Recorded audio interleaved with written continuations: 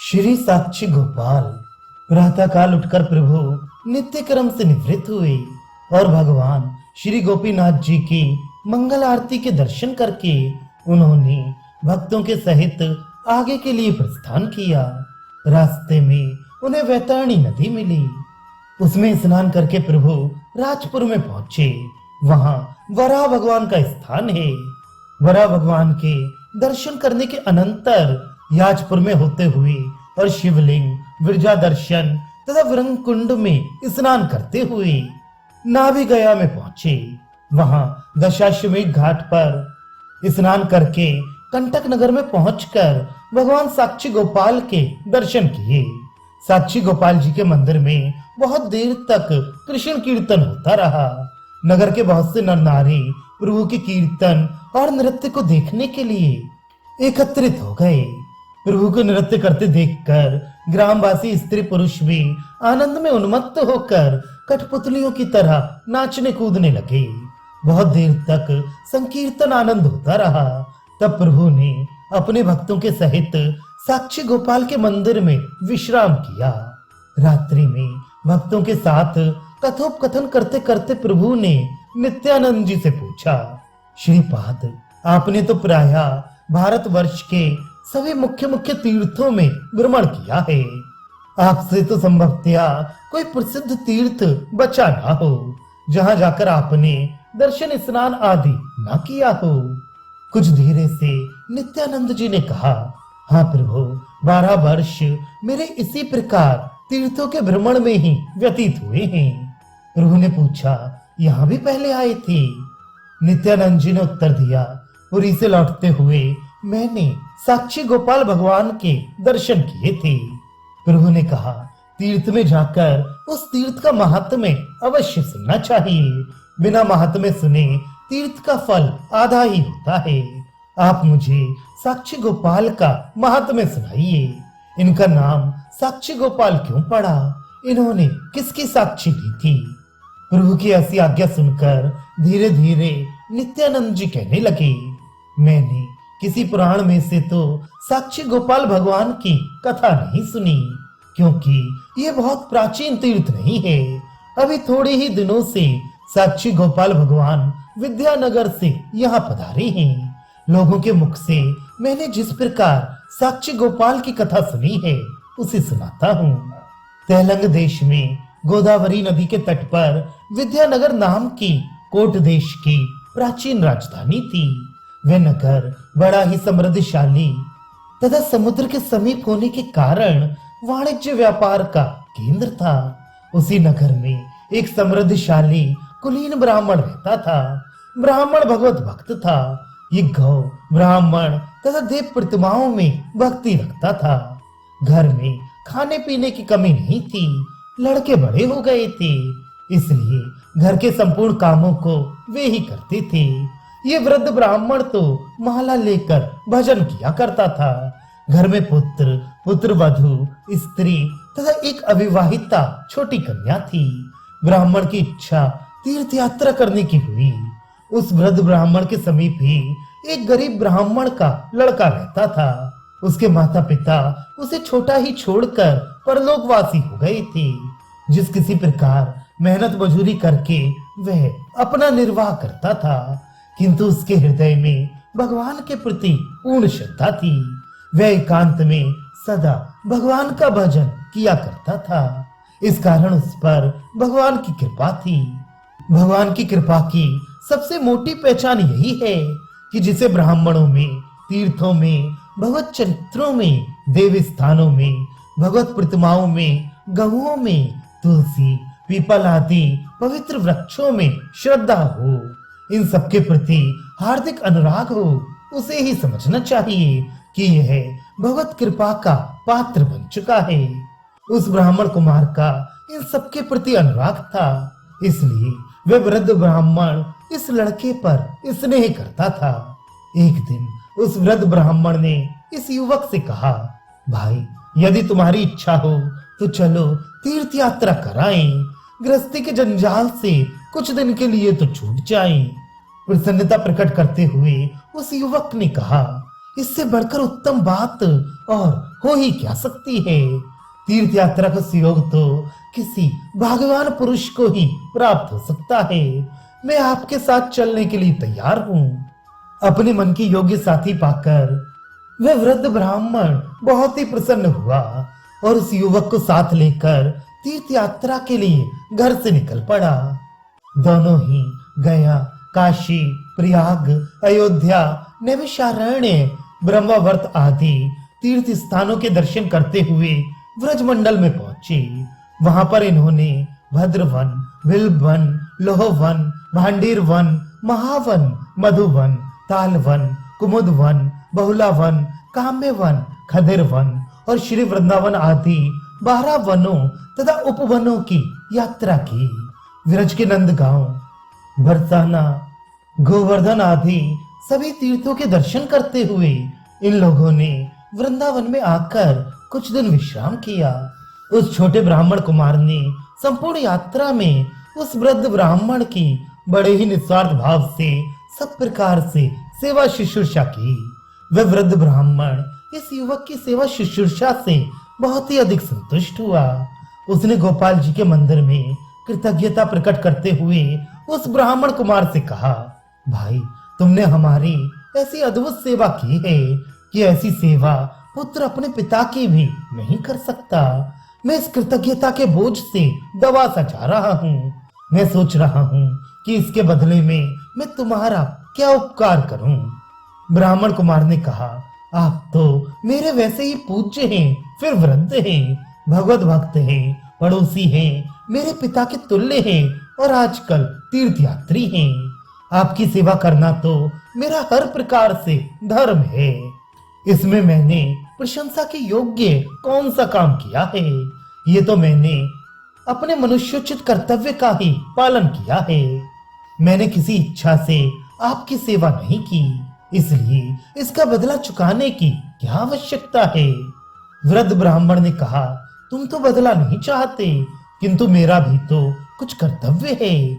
जब तक मैं तुम्हारे इस महान उपकार का कुछ थोड़ा बहुत प्रत्युपकार ना कर सकूंगा, तब तक मुझे शांति ना होगी।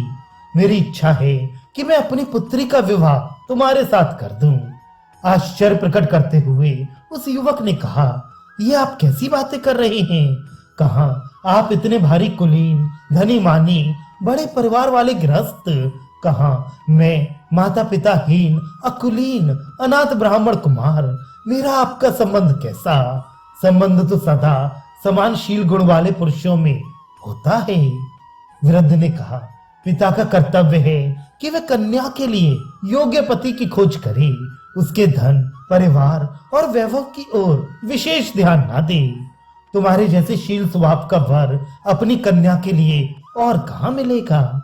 इसीलिए मैं तुम्हें ही अपनी कन्या दूंगा। तुम्हें मेरी ये प्रार्थना स्वीकार करनी पड़ेगी। उस युवक ने कहा, आप तो चलें, राजी भी हो जाएंगे, किंतु आपकी स्त्री, आपका पुत्र तथा जाति परिवार वाले इस संबंध को कब स्वीकार करने लगे? वे तो इस बात के सुनते ही आग बबूला हो जाएंगे। वृद्ध ब्राह्मण ने दृढ़ता के साथ कहा, हो जाने दो, सबको आग बबूला, किसी का इसमें क्या साझा है? लड़की मेरी है, मैं जिसे चाहूंगा दूंगा, कोई इसमें कह ही क्या सकता है? तुम स्वीकार कर लो। युवक ने कहा, मुझे स्वीकार करने में तो कोई आपत्ति नहीं है, किंतु आप घर जाकर यहाँ की सब बातें भूल जाएंगे। स्त्री, पुत्र तथा परिवार वालों के आग्रह के सामने वह आपकी कुछ भी न चल सकेगी। वृद्ध ब्राह्मण ने जोश में आकर कहा, मैं गोपाल भगवान को साक्षी करके कहता हूँ कि मैं तुम्हारे साथ अपनी पुत्री का विवाह अवश्य करूंगा। बस अब तो विश्वास करोगे। कुछ धीरे से ब्राह्मण कुमार ने कहा, अच्छी बात है, वहां चलने से सब पता चल जाएगा। इस प्रकार गोपाल के सामने पुत्री देने की प्रतिज्ञा करके वह वृद्ध ब्राह्मण थोड़े दिनों के बाद उस युवक के ही साथ लौटकर विद्यानगर में आ गया। वहां आवेश में आकर तो ब्राह्मण कन्यादान का वचन दे आया, किंतु स्त्री, पुत्र आदि के सामने उसकी इस बात को कहने की हिम्मत नहीं पड़ी। एक दिन उसने एकांत में अपने पुत्र पर यह बात प्रकट की। इस बात के सुनते ही संपूर्ण घर में द्वंद्व मच गया। लड़का आपे से बाहर हो गया, स्त्री अलग विष खाने के लिए तैयार हो गई। परिवार वाले मिलकर जाति से अलग कर देने की धमकी देने लगे। वृद्ध ब्राह्मण किंग कर्तव्य विमूढ़ सा बन गया। उसे कुछ सूझता ही नहीं था कि ऐसी स्थिति में क्या करूं। अब वह उस युवक से आंखें मिलाने में भी डरता था। उस युवक ने भी कुछ काल तक तो प्रतीक्षा की कि ब्राह्मण स्वयं ही अपने वचनों के अनुसार कार्य करे, किंतु जब बहुत दिन हो गए तो उस युवक ने सोचा संभव है बूढ़े बाबा अपने वचनों को भूल गए हों, इसलिए एक बार उन्हें स्मरण तो दिला देना चाहिए, फिर उसके अनुसार काम करना ना करना उनके अधीन है। ये सोचकर वह युवक उन वृद्ध ब्राह्मण के यहाँ गया। उस युवक को देखते ही वृद्ध ब्राह्मण का चेहरा उतर गया। उसने सूखे मुख से कहा, आओ भाई, आज तो बहुत दिनों में दिखाई पड़े। थोड़ी देर तक इधर उधर की बातें होने के अनंतर उस युवक ने कहा, बाबा, आपने वृंदावन में गोपाल जी के सामने मुझे अपनी कन्या देने का वचन दिया था, याद है? वृद्ध ब्राह्मण इस बात का जब तक कुछ उत्तर भी ना देने पाया था, तब तक उसका पुत्र डंडा लेकर उसके ऊपर दौड़ा और कहने लगा कि अरे नीच, तेरा इतना बड़ा साहस, मेरा बहनोई बनना चाहता है? अभी इसी समय मेरे घर में से निकल जा, नहीं तो ऐसा लठ मारूंगा कि खोपड़ी बीच में से खुल जाएगी। इस बात को सुनकर उस युवक को बड़ा क्षोभ हुआ। उसे विवाह ना होने का दुख नहीं था, वह अपने अपमान के कारण जलने लगा। उसे अपनी स्थिति के ऊपर बड़ा दुख होने लगा। वह सोचने लगा, आज मेरे माता पिता होते और 4 पैसे मेरे पास होते तो इसकी क्या हिम्मत थी जो मेरा ये इस प्रकार से अपमान कर सकता। अच्छा, चाहे कुछ भी क्यों ना हो, इस अपमान का बदला तो मैं इससे अवश्य लूंगा। या तो मैं इसकी बहन के साथ विवाह ही करूंगा या जीवित ही ना रहूंगा। ये सोचकर उसने पंचों को इकट्ठा किया। पंचों के इकट्ठे हो जाने पर उसने आदि से अंत तक सभी कथा कह सुनाई और अंत में कहा, मैं और कुछ नहीं चाहता, ये बूढ़े बाबा ही अपने धर्म से पंचों के सामने कह दे कि इन्होंने गोपाल जी के मंदिर में उन्हीं की साक्षी देते हुए मुझे कन्यादान करने का वचन नहीं दिया था। ब्राह्मण को तो उसके पुत्र ने पहले ही सिखा पढ़ाकर ठीक कर रखा था। उसने पिता को समझा रखा था, आप झूठ सत्य कुछ भी ना कहें, केवल इतना ही कह दें कि मुझे उस समय का कुछ पता नहीं है। इसमें झूठ भी नहीं है, आप ही बताएं किस दिन की बात है। दुख के सहित पुत्र स्नेह के कारण पिता ने पंचों के सामने ऐसा कहना स्वीकार कर लिया। पंचों के पूछने पर ब्राह्मण ने धीरे से कह दिया, मुझे ठीक ठीक याद नहीं है, ये कब की बात है।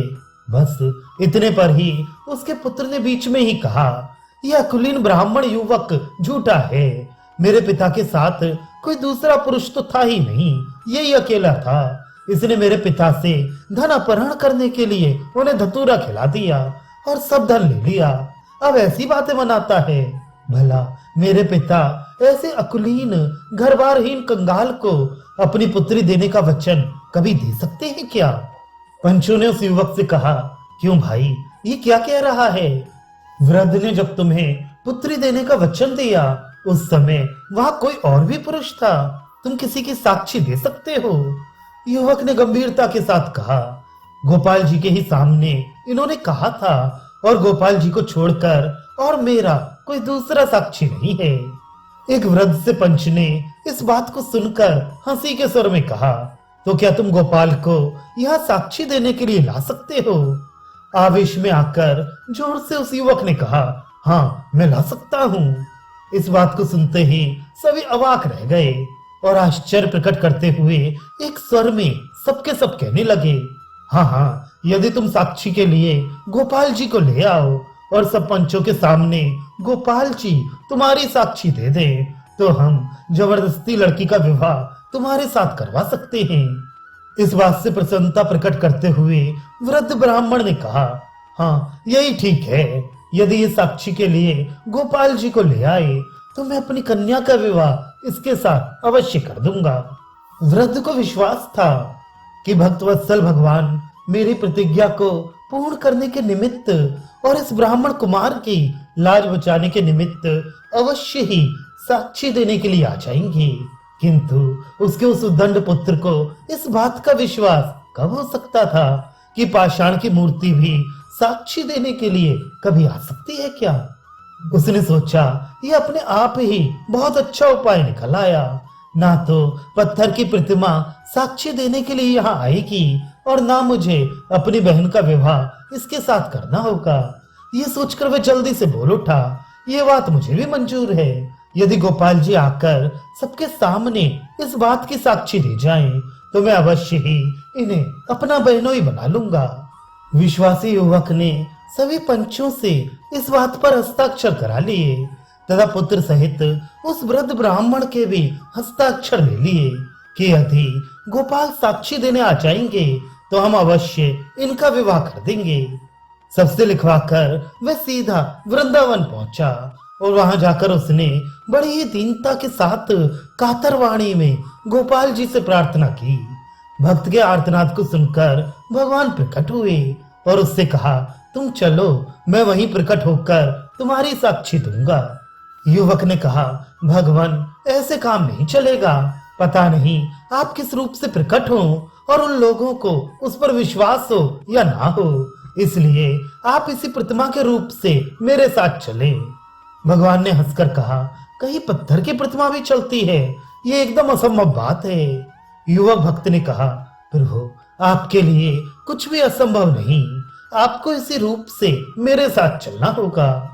भगवान तो भक्तों के अधीन हैं। उन्होंने स्वीकार कर लिया और कहने लगे, तुम आगे आगे चलो, मैं तुम्हारे पीछे पीछे चलूंगा। तुम पीछे फिरकर मेरी ओर ना देखना, जहां तुम पीछे फिरकर देखोगे मैं वहीं स्थिर हो जाऊंगा। भक्त ने कुछ जोर देकर कहा, तब मुझे कैसे पता चलेगा कि आप मेरे पीछे आ ही रहे हैं? कहीं बीच से ही लौट पड़े तब क्या होगा? भगवान ने हंसकर कहा, तुम्हें पीछे से बजती हुई मेरे पैरों के पैजनी की आवाज सुनाई देती रहेगी, उसी से तुम समझ लेना कि मैं तुम्हारे साथ आ रहा हूँ। भक्त ने इस बात को स्वीकार किया और वह आगे आगे चलने लगा। पीछे से उसे भगवान के पैरों में बजते हुए नुपुरों की ध्वनि सुनाई देती थी। इसी से उसे पता रहता था कि भगवान मेरे पीछे पीछे आ रहे हैं। रास्ते में विविध प्रकार के भोजन बनाकर भगवान का भोग लगाता हुआ वह विद्यानगर के समीप आ गया। नगर के समीप आने पर उससे रहा न गया। उसने सोचा, एक बार देख तो लूं भगवान मेरे पीछे हैं या नहीं। ये सोचकर उसने पीछे को दृष्टि फिराई। वहीं हंसकर भगवान खड़े हो गए और प्रसन्नता प्रकट करते हुए बोले, अब मैं यहीं रहूंगा, यहीं से तुम्हारी साक्षी दूंगा। तुम उन लोगों को यहीं बुला लाओ। भगवान की ऐसी आज्ञा पाकर वह ब्राह्मण कुमार गांव में गया और लोगों से उसने गोपाल भगवान के आने का वृतांत कह सुनाया। सुनते ही गांव के सभी नर नारी, बालक, वृद्ध तथा युवा पुरुष भगवान के दर्शन के लिए दौड़े आए। सभी भूमि में लौटकर भगवान के सामने साष्टांग प्रणाम करने लगे। कोई मेवा लाकर भगवान पर चढ़ाता, कोई फल फूलों से ही गोपाल भगवान की पूजा करता। इस प्रकार भगवान के सामने विविध प्रकार की भेंटें चढ़ने लगी और हर समय उनकी पूजा होने लगी। फिर भगवान की साक्षी लेने की किसी की हिम्मत ही ना पड़ी। ब्राह्मण के लड़के ने बड़ी ही प्रसन्नता के साथ अपनी बहन का विवाह उस युवक के साथ कर दिया और वे वृद्ध ब्राह्मण तथा युवक दोनों मिलकर सदा भगवान की सेवा पूजा में ही रहने लगे। दूर दूर तक भगवान के आने का समाचार फैल गया। नित्य प्रति हजारों आदमी गोपाल भगवान के दर्शन के लिए आने लगे।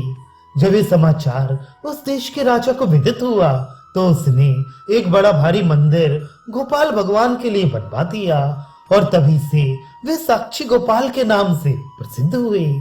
नित्यानंद जी भक्तों सहित बैठे हुए महाप्रभु से इस कथा को कह रहे थे। प्रभु एकटक होकर इस परम पावन उपाख्यान को सुन रहे थे। नित्यानंद जी के चुप हो जाने पर प्रभु ने फिर पूछा, फिर विद्यानगर से साक्षी गोपाल यहाँ क्यों पधारे? इस बात को हमें और सुनाओ। नित्यानंद जी क्षणभर चुप रहने के अनंतर कहने लगे। उस समय उड़ीसा देश में परम भागवत महाराजा पुरुषोत्तम देव राज्य करते थे। उन्होंने विद्यानगर के राजा की राजकुमारी के साथ विवाह करने की इच्छा प्रकट की। इस पर विद्यानगर के राजा ने अपनी कन्या महाराजा पुरुषोत्तम देव को नहीं दी और अस्वीकार करते हुए कहा, मैं अपनी कन्या को मंदिर के झाड़ूदार के लिए नहीं दूंगा। इस पर क्रुद्ध होकर महाराजा पुरुषोत्तम देव ने विद्यानगर पर चढ़ाई की और भगवान जगन्नाथ जी की कृपा से विजयनगर को जीतकर उसे अपने राज्य में मिला लिया और राजकन्या का विवाह अपने साथ कर लिया। तभी महाराज ने साक्षी गोपाल से पुरी पधारने के लिए प्रार्थना की। महाराज के भक्ति भाव से प्रसन्न होकर साक्षी गोपाल पुरी पधारे और कुछ काल तक जगन्नाथ जी के मंदिर में ही माणिक के सिंहासन पर विराजे। जगन्नाथ जी पुराने थे, ये बेचारे नए ही आए थे, इसलिए दोनों में कुछ प्रेम कलह उत्पन्न हो गया। महाराजा पुरुषोत्तम देव ने दोनों को एक स्थान पर रखना उचित न समझकर अंत में पुरी से 3 कोस की दूरी पर सत्यवादी नामक ग्राम के समीप साक्षी गोपाल भगवान का मंदिर बनवा दिया। तब से यही विराजमान है। इनकी महिमा बड़ी अपार है। एक बार उड़ीसा देश की महारानी इनके दर्शन के लिए पधारी। इनकी मनोमाहिनी बाकी झांकी करके महारानी मुग्ध हो गई। उनकी इच्छा हुई कि यदि भगवान की नाक छिदी हुई होती तो मैं अपने नाक का बहुमूल्य मोती भगवान को पहनाती। दूसरे ही दिन महारानी को स्वप्न हुआ, मानो साक्षी गोपाल भगवान सामने खड़े हुए कह रहे हैं, महारानी हम तुम्हारी मनोकामना पूर्ण करेंगे।